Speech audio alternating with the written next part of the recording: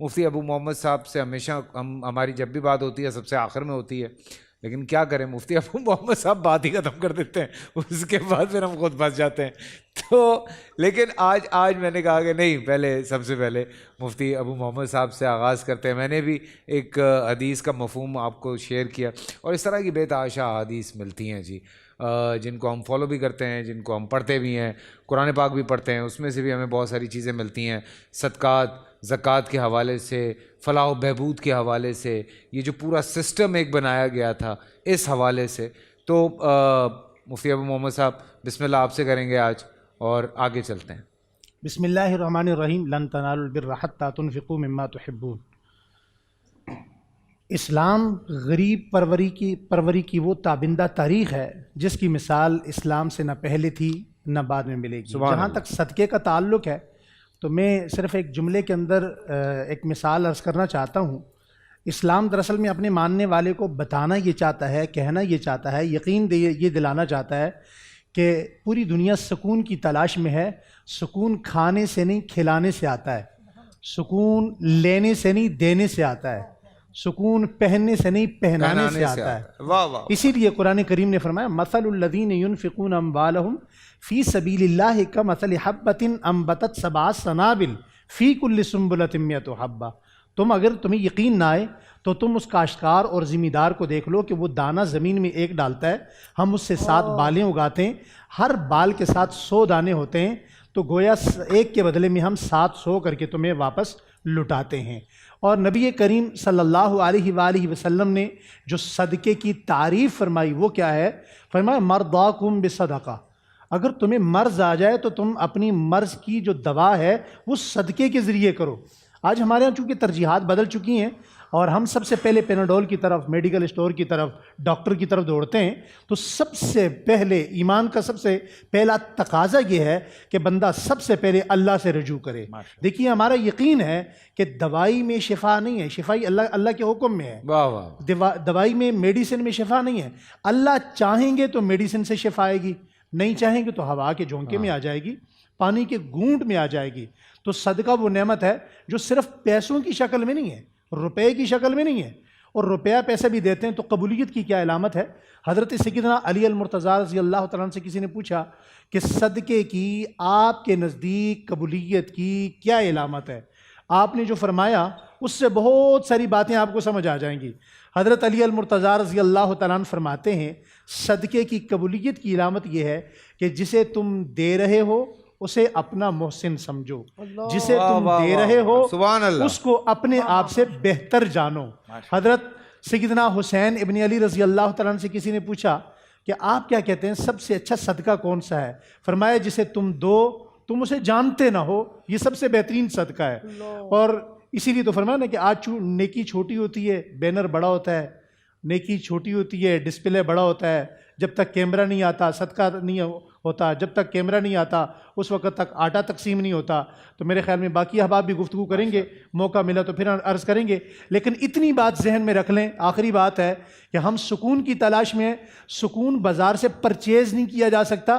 Purchasing صرف آرام کی ہوتی ہے، بیڈ کی ہوتی ہے، گاڑی کی ہوتی ہے، بنگلے کی ہوتی ہے. سکون کا تعلق آسمان سے ہے، اور سکون لینے سے نہیں دینے سے آتا ہے، کھانے سے نہیں کھلانے سے آتا ہے، پہننے سے نہیں پہنانے سے آتا ہے. سبحان اللہ، سبحان اللہ. اور یہ بالکل جی ایک بات عرض کرنا چاہتا ہوں.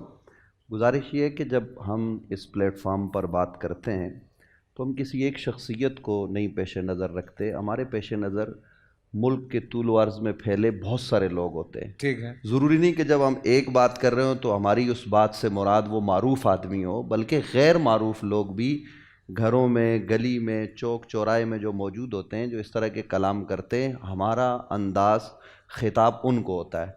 اور دیکھیے بعض دفعہ جذبات میں آنا یہ خود صحابہ کرام کا طریقہ ہے.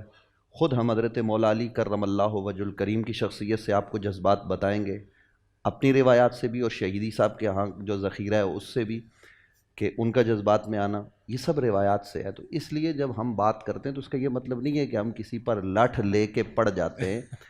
دیکھیے میں گزارش کر رہا ہوں، اور اس گزارش کا یہ مطلب ہے ہم یہ پیغام یہ دیتے ہیں کہ دیکھیں قرآن اور حدیث ہے.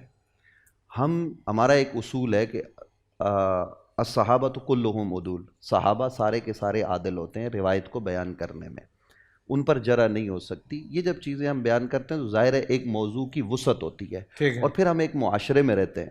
مجھے آپ یہ دیکھیے کہ میں ابھی یہاں ٹی وی پر بیٹھ کر میں منطق، اصول، فلسفہ، میں کلام، بدیع، سارے فنون میں پڑھنے لگ جاتا ہوں، تو آپ مجھے یہیں ٹوک دیں گے، چلتی ہوئی نشریات کو روک دیں گے کہ حضرت صاحب یہ آپ کیا کر رہے ہیں۔ اسی حدیث کی روایت کرتے ہوئے میں جرح کرتا ہوں، اور میں کہتا ہوں کہ یہ حدیث جو ہے نا وہ قابل قبول نہیں ہے، یہ حدیث جو ہے وہ ضعیف ہے، یہ موضوع ہے۔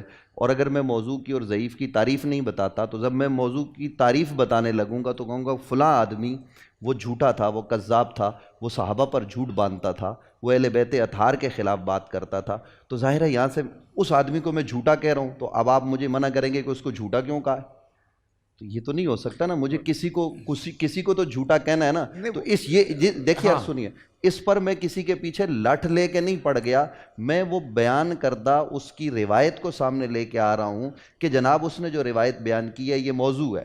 یعنی ابھی میں ایک روایت کی طرف اشارہ کر دیتا ہوں، اسماعیل اشتر آبادی آدمی، اس نے ایک روایت بیان کی، اب میں جب اس کو کہوں گا یہ کذاب ہے، یہ جھوٹا ہے، یہ دجال قسم کا آدمی تھا، تو یہ لٹھ لے کے پڑھنا نہیں ہے، یہ اس کی حقیقت عوام کو بتانا ہے تاکہ عوام گمراہی سے بچ سکیں، یہ ہمارا مقصد ہوتا ہے۔ ٹھیک ہے، اچھا عوام گمراہی سے بچ سکے، آپ جو بات کر رہے ہیں، پورا سال انتظار تھا مجھے اس رمضان میں، 30 دن 6 ٹیمز، 12 کنٹیسٹنٹس، کیش کا پاؤں۔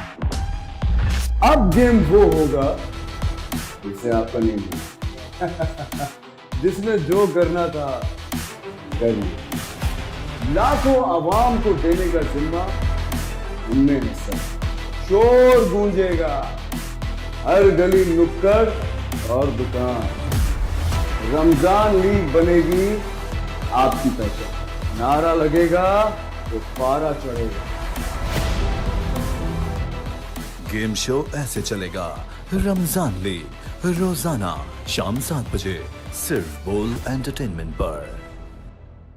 بول انٹرٹینمنٹ کے شوز دیکھنے کے لیے ہمارے چینل کو سبسکرائب کریں اور بیل آئیکن پر کلک کرنا نہ بھولیں۔